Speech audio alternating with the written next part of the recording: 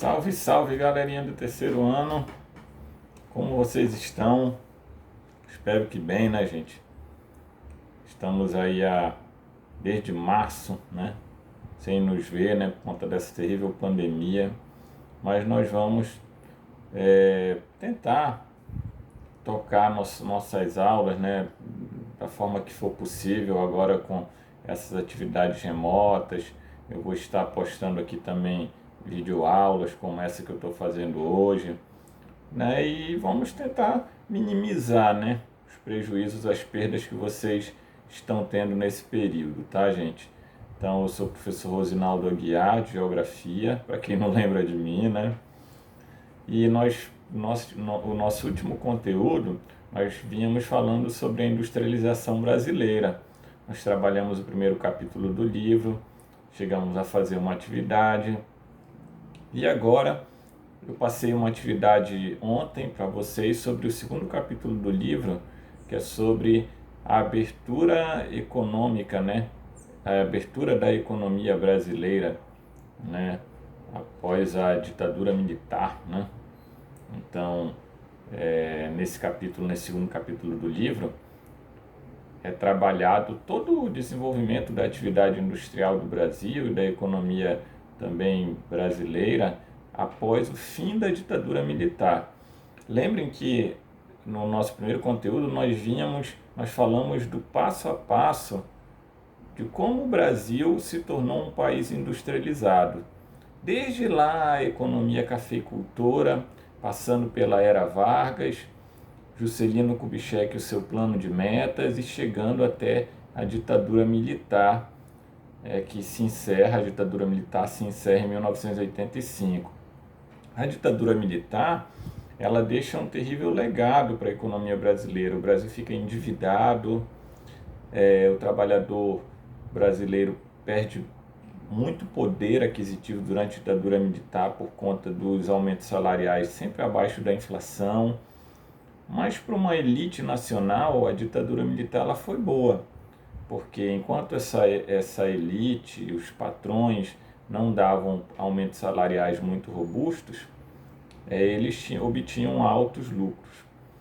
A ditadura militar então deixa o Brasil endividado, com a inflação alta, com o trabalhador com baixo poder aquisitivo e também com um parque industrial obsoleto, ultrapassado, porque os militares, no final do seu governo, tentaram incentivar as exportações, dificultando a entrada de bens importados. Então isso dificultou, por exemplo, a entrada de novas máquinas no nosso país para modernizar o parque industrial brasileiro. Então a década de 80, já a partir do final dos anos 70, até o final da ditadura militar, é um período em que o parque industrial brasileiro ele fica ultrapassado, atrasado. E lembrem-se de que durante a ditadura militar o Brasil chegou a viver um período de grande crescimento industrial, que foi o chamado Milagre Econômico Brasileiro de 1968 a 1973. Mas esse milagre acabou em 73 e depois do milagre o Brasil só teve perdas, né?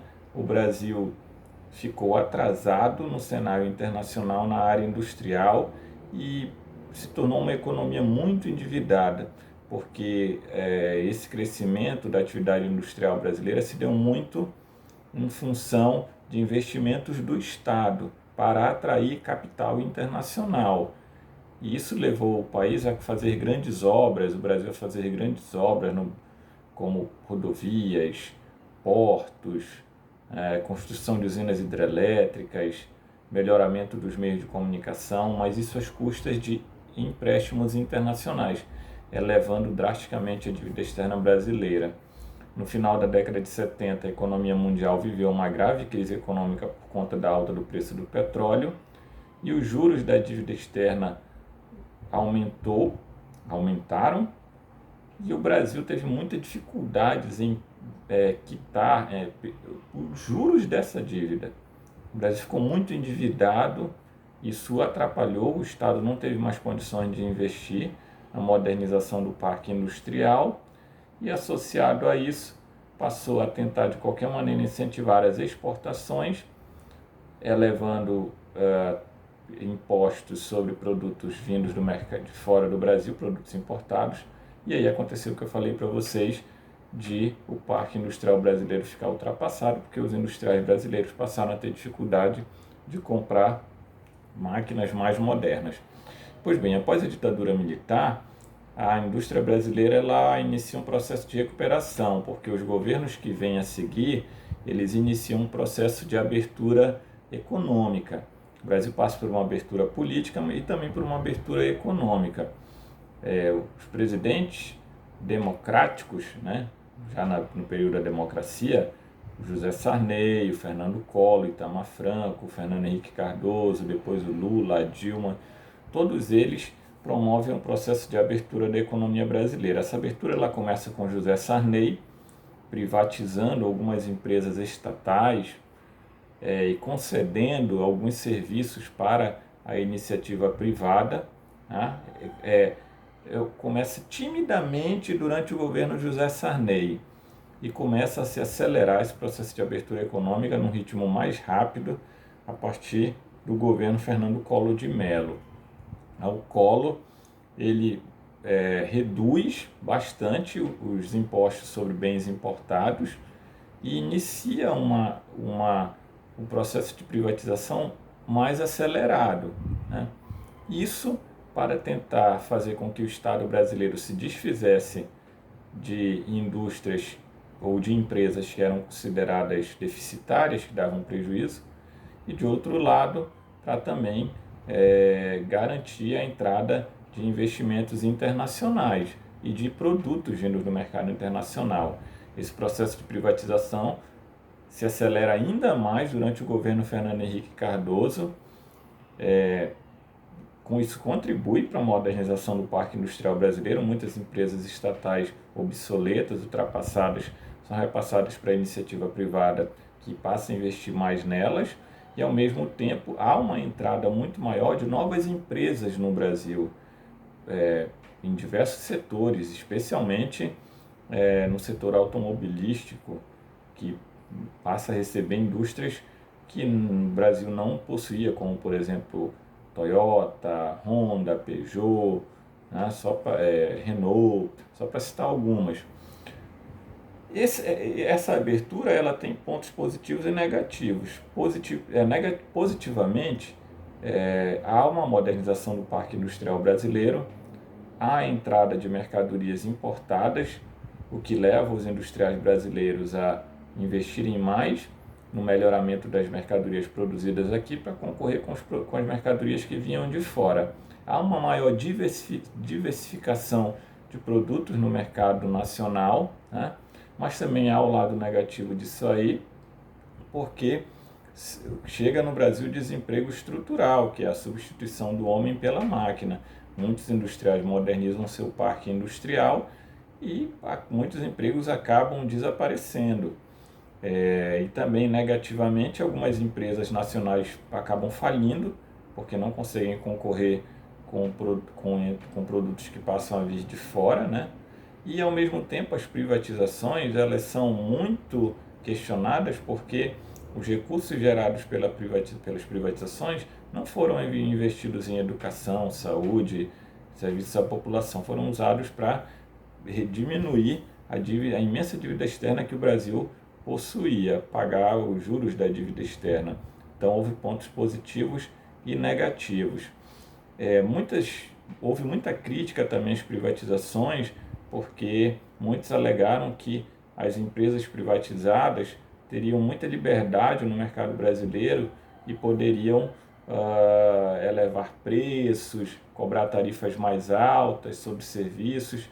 E o Estado brasileiro criou agências para fiscalizar diversos setores, como, por exemplo, a Agência Nacional de Energia Elétrica, a Agência Nacional de Telecomunicações, a Agência Nacional do Petróleo e seus derivados, a Agência Nacional de Transportes Terrestres. Então, criou várias agências para tentar fiscalizar essas áreas privatizadas. Tá?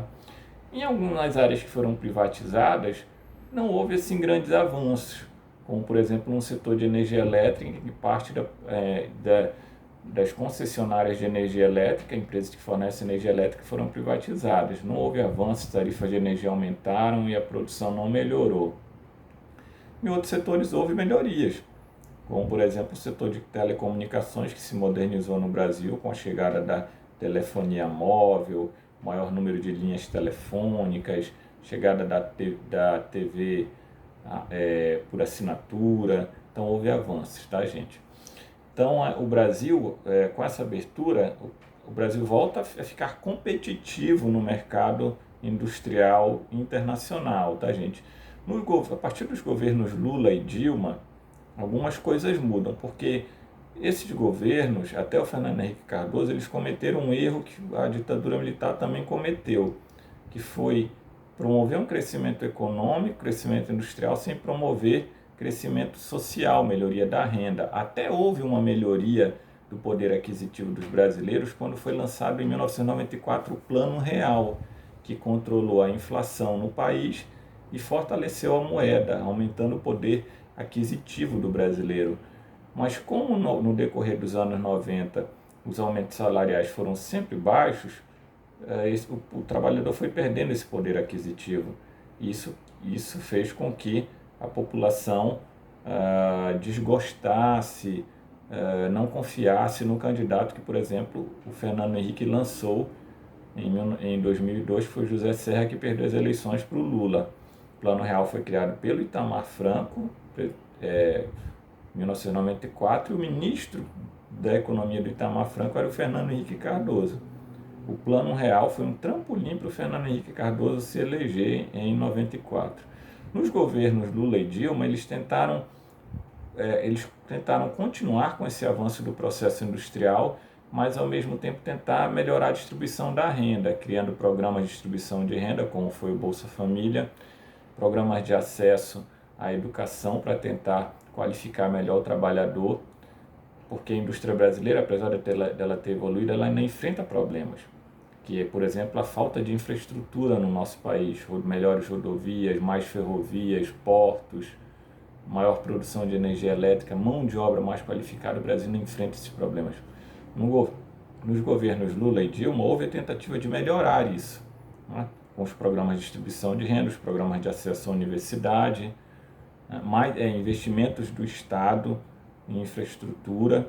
As privatizações, é bom que se diga que nos governos Lula e Dilma cessaram, porque o PT, que é o partido do Lula e da Dilma, era contrário às privatizações, mas eles não conseguiram garantir esse crescimento industrial, que melhorou ainda mais nos governos deles, e também os programas de distribuição de renda melhoraram o poder de consumo e diminuíram as desigualdades no Brasil, mas houve mais falta de investimentos no setor de infraestrutura para garantir um crescimento industrial sustentado. O Estado não deu conta, né? E então o Brasil até hoje está passando por esse problema ainda, precisa melhorar a sua infraestrutura para garantir um crescimento industrial sustentado. O atual governo está tentando privatizar tudo para fazer com que a iniciativa privada faça esses investimentos. Eu já não acho isso totalmente correto, porque acaba se entregando todo o patrimônio nacional brasileiro. O Brasil tem muitas empresas estatais e muitas estão sendo privatizadas. Hoje o Brasil passa por um processo de desconcentração industrial, tá, gente? Muitas indústrias que estão entrando no Brasil, e indústrias que já existem no Brasil, não estão indo mais para as grandes capitais, para os grandes centros, porque neles os impostos são mais caros, os sindicatos são mais fortes,